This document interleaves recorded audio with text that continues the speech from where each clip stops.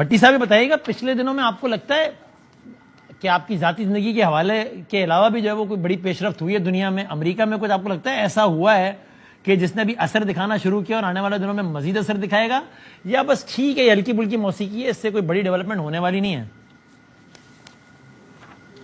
پہلی بات تو یہ ہے کہ میں توقع کر رہا تھا کہ میرا بھائی مجھے مبارکباد دے گا، لیکن آپ بہت ہی کنجوس نکلے حسب سابق۔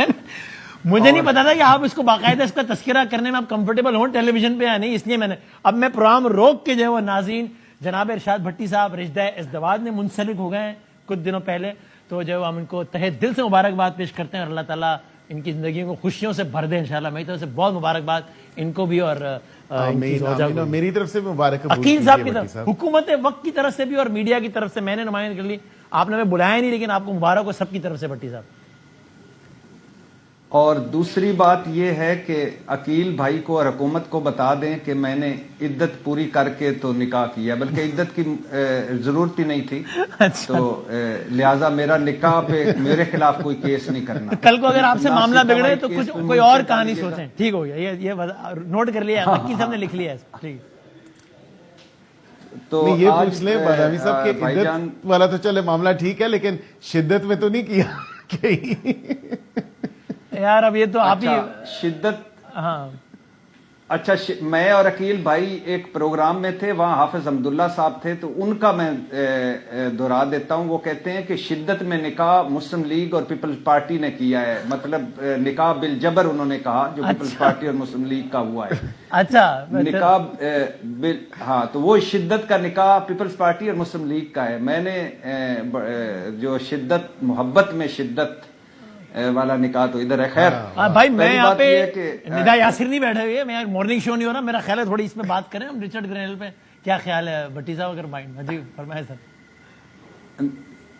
یار آج کتنا اچھا شو جا رہا تھا۔ چلو اب واپس آتے ہیں۔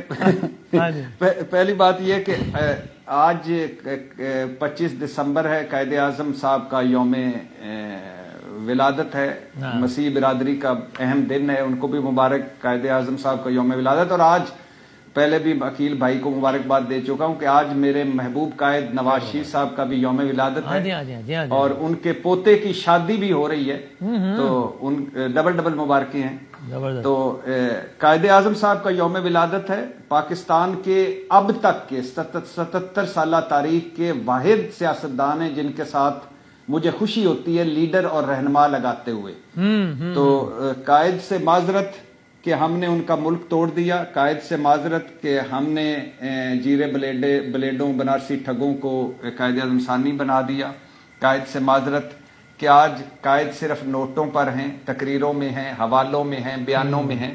قائد سے معذرت کہ ان کا پاکستان کشکولستان ہے، فقیرستان ہے، اجڑستان ہے، گلستان ہے۔ اور قائد سے معذرت کہ آج نہ آزاد عدلیہ ہے، نہ پارلیمنٹ کا تقدس ہے، نہ ووٹ کی عزت ہے، نہ چار دیواری کا تحفظ ہے، نہ انسانوں کے حقوق ہے، نہ سچ بولنے کی روایت ہے۔